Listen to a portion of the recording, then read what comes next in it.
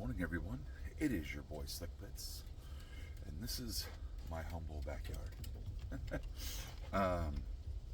Been thinking about something lately, and something that really hits you in the head. I know you guys are like, "What is he doing?" It's first thing in the morning, having my cup of coffee and a cool old school Harley Davidson mug.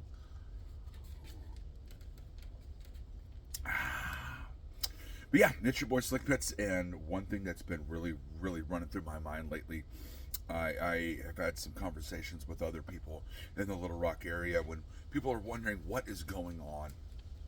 What I mean by that is we are seeing murder after murder and all these crazy events going on as far as crime in our area, and it's nationwide.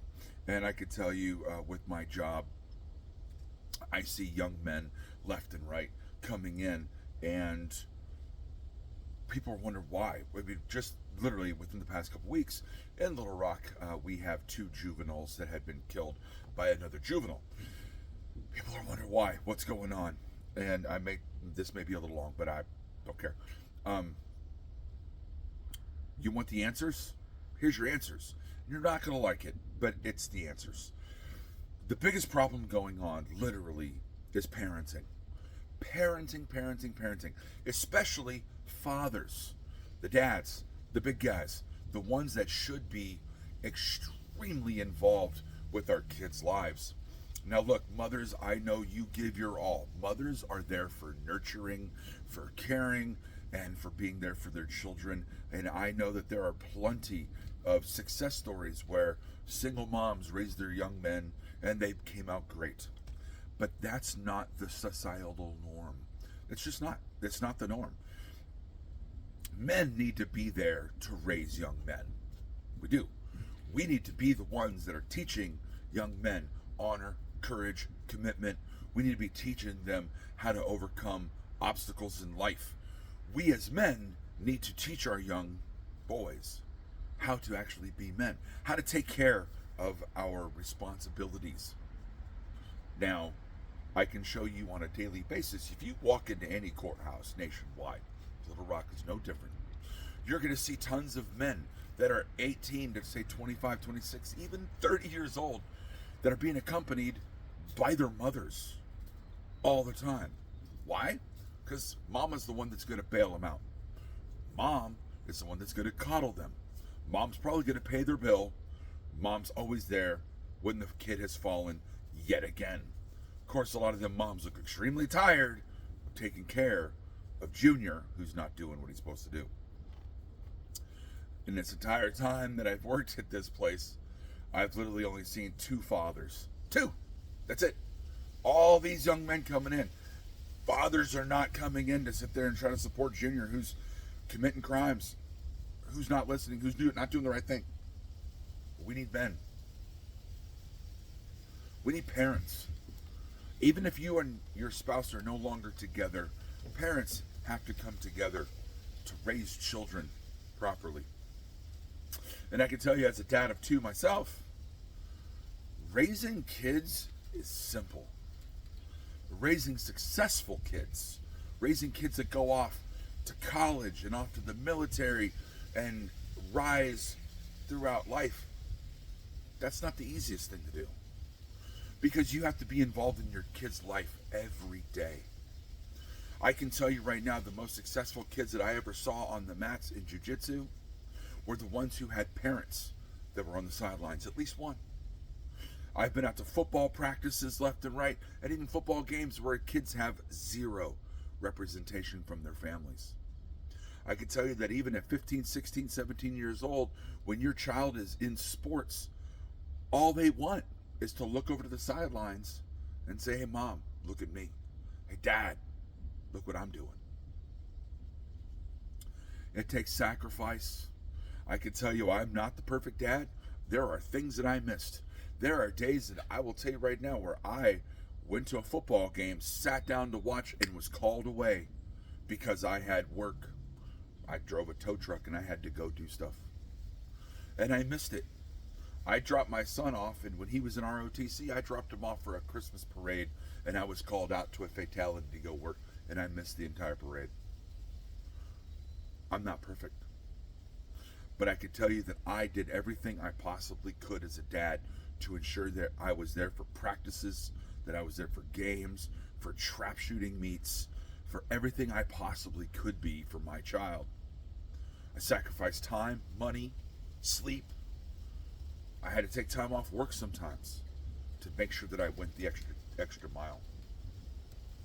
That's what it takes.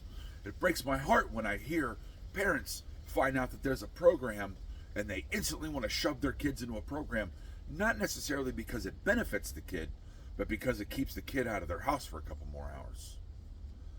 Parents, you had them. You created these children. Now it's your responsibility to step up as parents. And this next so many years of your life will be inundated by meetings, by practices, by forking over money for football, baseball, basketball, any other team sport.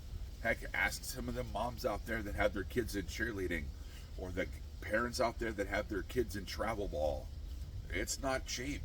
It's expensive, but it's worth it. It's worth it. Those sports that you're putting your kids in now are going to give them life lessons down the road. It's going to teach them how to overcome failure, overcome obstacles in life. Those sports, those coaches out there, they are there to help your kid learn how to fight through adversity. We need to sit there and understand that your kid turns 18, you should have them prepared to take off into the world by the time they're 18. Parents, it's your job to make sure your child knows how to pay their cell phone bill, how to pay any bills, how to go get an apartment, how to drive. Dads, if you should have some skill, you should be able to teach your kid how to change the tire on a car, maybe change the oil, how to do some home projects. But you got to involve yourself. We wonder why the crime rate's so high amongst young juveniles. Look how many of them have parental issues going on. How many of them are going home to mom and, not even going home to mom and dad. They're going home to a grandma, or they're going home to a guardian because mom's a junkie, decision to be a junkie. Dad's in prison, decisions to be in prison. It's all the decisions that we make every single day. We have to step up as parents. We also have to step up as neighbors, as teachers, as coaches, as role models to be there for these kids. The old saying, it takes a village. And it does. We all need to do our part to make sure that we are being good role models for our kids. It breaks my heart. It really does. Everybody knows I've been there for years for kids to help coach them, lead them, guide them, mentor them.